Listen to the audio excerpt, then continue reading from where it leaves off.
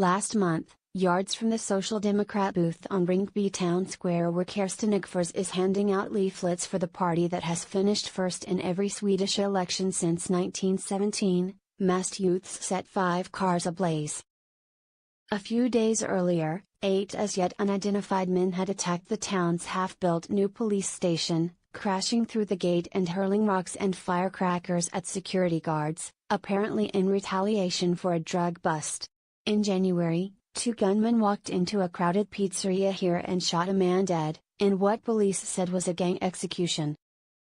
Rinkeby, a symbol of Scandinavian social democracy when it was built in the 1970s, had a bad reputation, but this was largely undeserved, said Eggfors, who has lived in the suburb, barely 20 minutes by metro from the capital, for 47 years. Kista Klingsta Rinkeby Torsvik Solna Sweden Johannesfred Vashasten Stockholm 3 km 3 miles Kista Klingsta Rinkeby Solna Torsvik Sweden Grimsta Johannesfred Vashasten Stockholm Naka 3 km 3 miles. Yes, things need fixing, she said. But the residents here are decent people, doing nothing wrong. Maybe I'm stupid, but I've always felt safe. It's just there's a small criminal minority.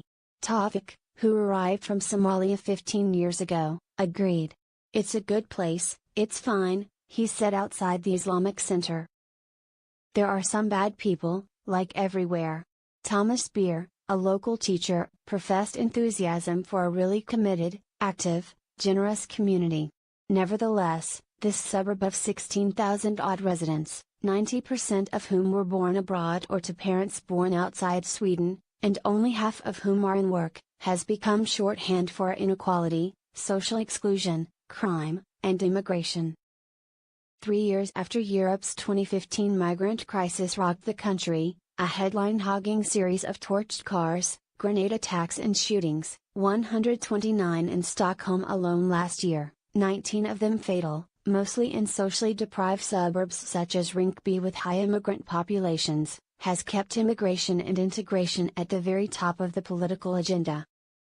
With 1 week to go before elections on 9th of September, in a country that has long prided itself on being perhaps Europe's most liberal and open to migrants, popular concern over migration looks set to propel the populist, far-right and anti-immigration Sweden Democrats to a possible 20% of the vote. Of course it's about immigration, said Paula Bieler, a member of the party's executive board, in its offices in the Riksdag. But immigration affects so much else. Other parties don't make those connections, won't talk about these problems, because it's not nice to do so. That's basically telling voters they're stupid. Mirroring gains made by far-right, anti-establishment parties in Italy, Germany, France, Austria and the Netherlands, the Sweden Democrats have plainly benefited from the 2015 crisis that overwhelmed the country. Overwhelming social services and sparking such local fury that refugee accommodation centers were set on fire. But in fact, said Anders Sennerstedt, a political scientist at Lund University and specialist in the far-right party, a nation that once billed itself as a humanitarian superpower has long been divided over asylum and migration. Since the early 1990s, opinion polls have consistently shown more people wanting to reduce numbers than increase them, he said. But that was never reflected in official policy. About 400,000 people, 163,000 in 2015 alone, have sought asylum in Sweden in the past 6 years. This is the highest number per capita in Europe, and a total that last year tipped the country's population over the 10 million mark. Latest polling shows the Social Democrats in the lead with 25.7% stand first, 0% 5 10 15 20 25 Social Democrats Sweden Democrats Moderates Left Party Center Party Green Party Liberals Christian Democrats Others Guardian Graphic, Source, Reuters The economy is doing fine, unemployment is at its lowest for a decade, and growth should hit about 3% this year. But support for the Sweden Democrats' policies, which include a total freeze on asylum seekers, accepting future refugees only from Sweden's Nordic neighbors, tougher penalties for crime and greater powers for police, has surged. 2 arguments have been effective, said Nicholas Bolin, a specialist in the radical right at Mid-Sweden University. Immigration is a threat to society, because it's hard to integrate people with different cultural norms. And the cost is harming Sweden's welfare state. That economic point has really appealed. Shunned, with occasional, swiftly retracted exceptions on the right, by Sweden's other parties because of its roots in the Nazi movement, the party has also successfully linked immigration to violent crime in the minds of many, although official figures show little meaningful correlation.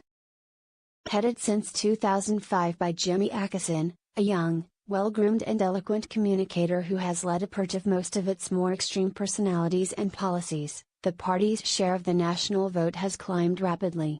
Support doubled from 5.7% in 2010, when the Sweden Democrats made their parliamentary debut, to 12.9% in 2014, and has climbed sharply again since. To a level that see it finish anywhere from first to third, with 70-plus MPs. Both the center-left and center-right parties, the ruling Social Democrats and opposition Moderate Party, have swung right in response. The outgoing Red-Green coalition radically tightened Sweden's immigration rules and suspended family reunifications, cutting arrivals to 26,000 last year. Stefan Löfven, the Prime Minister, has said that number should have. It is hiring 10,000 more police and wants harsher penalties for gun crimes and sexual assault, an end to financial support for undocumented foreigners, and faster repatriation of failed asylum applicants. The moderates, too, have toughened their stance, promising cuts in refugee welfare. But for a critical few years, said Ann-Kathrine Junger, a far-right specialist at Södertörn University, the Sweden Democrats had basically an open field as the only party critical of immigration. And now the mainstream parties can't get back the voters they've lost, Junger said. On course for a record low score of about 25%, the Social Democrats, who have dominated Swedish politics since the 1930s, concede mistakes were made. Obviously there were underestimated integration problems before 2015, said Anders Ygeman, a former interior minister who now heads the party's parliamentary group. Maybe people didn't want to discuss migration so as not to help the far right, he said. Tory MEPs criticized for alliance with Swedish populists. Read more.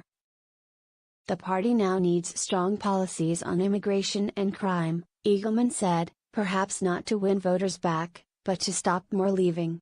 Whether it will be able to do that is far from certain. Governments in Sweden do not need a majority in their favor to continue governing, they must just avoid one against them.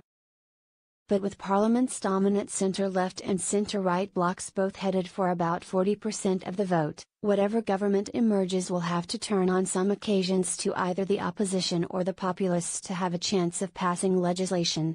A raft of multi-party coalitions look possible, on both left and right. The Social Democrats or the moderates could also form single-party minority governments. Although considered unlikely, Sweden could even see a German-style grand coalition linking the two traditional blocs. But in most scenarios, some proposed laws will stand or fall on the vote of the Sweden Democrats, forcing the government to at least consider their views. No formal arrangements are likely just yet, said Bolin, but in the long run, bit by bit, it will be impossible not to include them somehow. In her office in Parliament, Bieler wholeheartedly agreed. 1 in 5, perhaps 1 in 4 voters will cast their ballot for us, she said. Today in Sweden, everyone knows someone, maybe loves someone, who supports the Sweden Democrats. We cannot be excluded forever.